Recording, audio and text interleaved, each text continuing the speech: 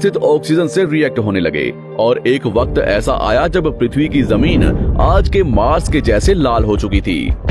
वक्त बीतने के साथ साथ धरती की टेक्टोनिक प्लेट्स में दरार होने लगी, जिसके कारण पृथ्वी के अंदर का लावा जमीन की तरह कई लाखों सालों तक खुला उबलता रहा और यही वो कारण था जिसके कारण पृथ्वी के वातावरण में कार्बन डाइऑक्साइड की मात्रा बहुत बढ़ गई और पृथ्वी पर एसिड की वर्षा शुरू हो गई।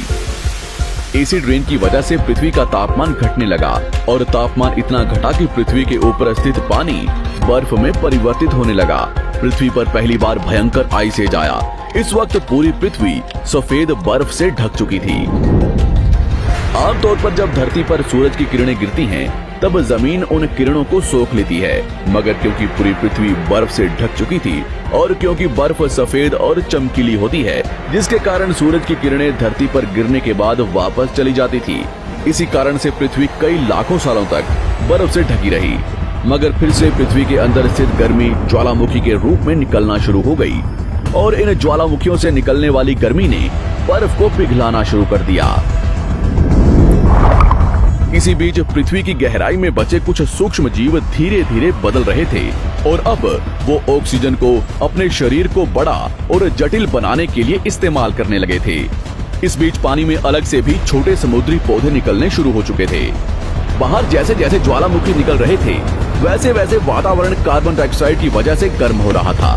वक्त के साथ साथ बर्फ तो पिघलने लगी, मगर धरती पर फिर से एसिड की वर्षा शुरू हो गई, जिसके कारण फिर पृथ्वी ठंडी होने लगी और फिर पृथ्वी की ज्यादातर सतह बर्फ से ढक गई।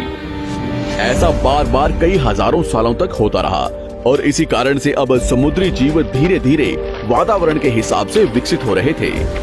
इस बीच कई सारे जीव और समुद्री जंगल विलुप्त हो गए, मगर जो बच गए वो धीरे धीरे पृथ्वी के बदलते तापमान के हिसाब से ढलते गए और अब हजारों सालों बाद समुद्री पेड़ बर्फ की वजह से पूरी तरह से मरते या सूखते नहीं थे।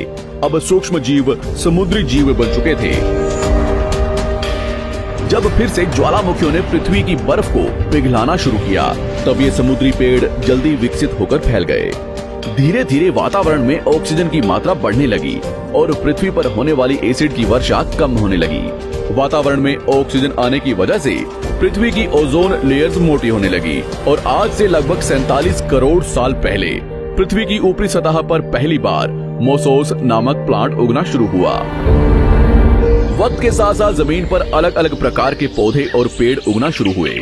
एक वक्त ऐसा आया जब जमीन के पेड़ों की लंबाई लगभग 80 से 100 फीट जितनी या आज के 5 से 6 मंजिला बिल्डिंग जितनी ऊंची हो चुकी थी।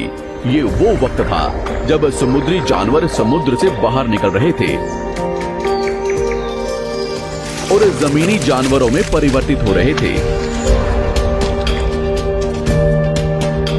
धरती की ज्यादातर जमीन एक जगह इकट्ठी हो चुकी थी, जिसे आज हम पैंजिया महाद्वीप के नाम से जानते हैं।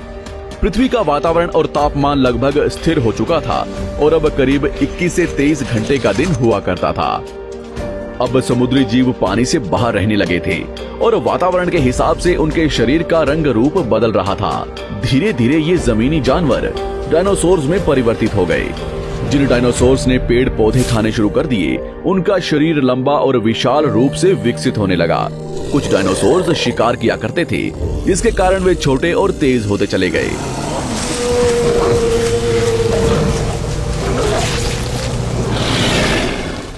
पृथ्वी की ऊपरी जमीन एक जगह इकट्ठी होने के कारण ज्यादातर जमीन रेगिस्तान और बंजर हो चुकी थी। ज्यादातर जंगल समुद्र के करीब हुआ करते थे, जिसमें डायनासोर्स रहा करते थे। आज से लगभग 20 करोड़ साल पहले पैंजिया महाद्वीप टूटना शुरू हो गया। पैंजिया के विभाजित होने की वजह से पृथ्वी की ज्यादातर ऊपरी जमीन पानी के संपर्क में आने लगी, जिसके फलस्वरूप पृथ्वी पर हरियाली बढ़ती गई, जिस वजह से डायनासोर्स और ज्यादा विभिन्न और विशाल होते चले गए। डायनासोर्स ने आने वाले लगभग 20 से 30 करोड़ सालों तक पृथ्वी पर राज किया। उस वक्त डायनासोर्स समुद्र से लेकर जमीन और आसमान तक पूरी पृथ्वी पर राज किया करते थे। इस दौरान अफ्रीका से टूटा भारत सीधे आकर आज के तिब्बत से टकराया और इस टकराव की वजह से हिमालय का निर्माण हुआ। आज से लगभग 6.5 करोड़ साल पहले पृथ्वी की तरफ आज के माउंट एवरेस्ट से भी बड़ा लगभग 4.5 लाख करोड़ किलो जितना वजनिया उल्कापिंड लगभग 80,000 किलोमीटर प्रति घंटे की स्पीड से पृथ्वी की तरफ आ रहा था। पृथ्वी की सतह को छूते ही उसमें भयंकर आग लगी और वो जलते हुए सीधा पृथ्वी से टकराया। इस टकराव से निकलने वाली ऊर्जा आज के 10 करोड़ परमाणु बम एक साथ फटने के बराबर थी। जहां ये उल्कापिंड गिरा, वहां के जानवर और पेड़ तुरंत भाप बनकर जल गए। गिरते ही पृथ्वी पर पूरी तरह धूल फैलने लगी